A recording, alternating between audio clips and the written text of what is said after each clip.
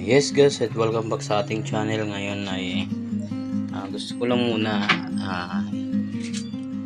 i-topic sa content na to yung ang nagagastos dito yung kabuuan. Bali sa isang unit ng sa wifi na ginagawa.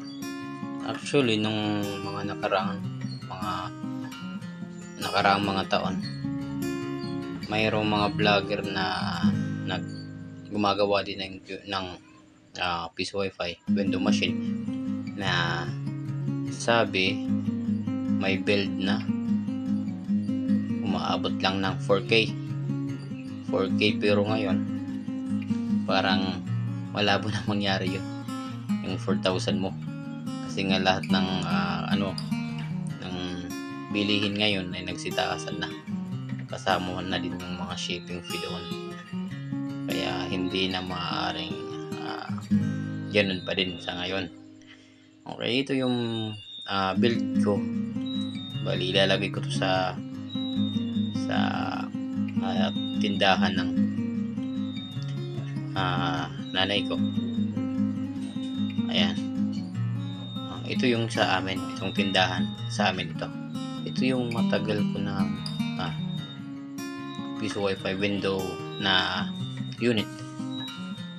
Sobrang tagal niya, nasa na to 5 years so far. Yung ko lang sa kanya, yung nabili ko pa lang sa kanya na replacement ay itong itong USB tulan. Bukod sa USB tulan, wala pa maski isang pinalitan dyan. Pagdating sa dito sa kanyang fan, tinanggal ko na yung fan kasi nga yun ang nagkukos ng halos kada pangatlong araw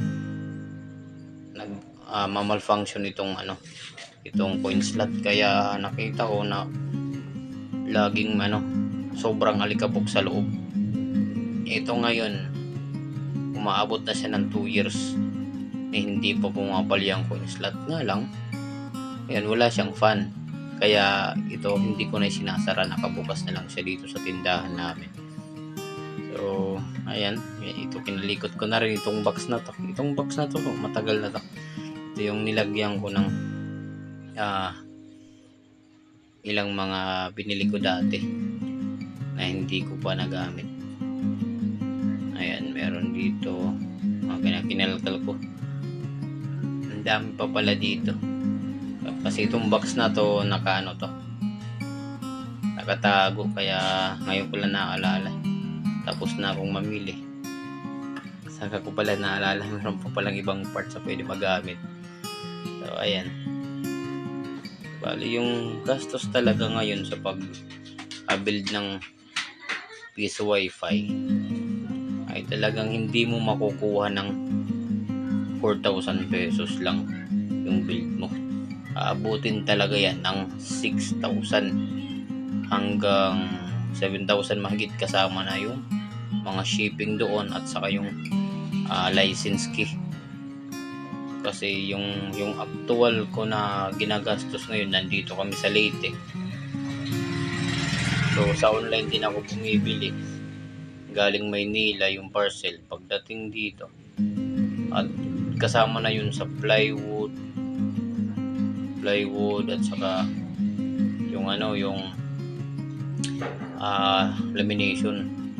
Siyempre bibili ka ng pandikit doon at adhesive, yung rugby, at saka yung gastos mo din sa formica at saka yung sa aging niya. Talagang imposible na paggagawa ka lang ng isang build lang, pang isang build, hindi mo talaga makukuha yun sa mas mababa sa 6,000 pesos na gagastusin mo. Depende pa yun sa layo ng lugar mo, o kung may idadagdag ka pang bibilhin mo lang sa local store ninyo na nasa malapit, siyempre iba din yung presyo doon. Kaya siguro yung estimate ko ngayon na nagiging gastos dito ay umaabot talaga ng mahigit 7,000.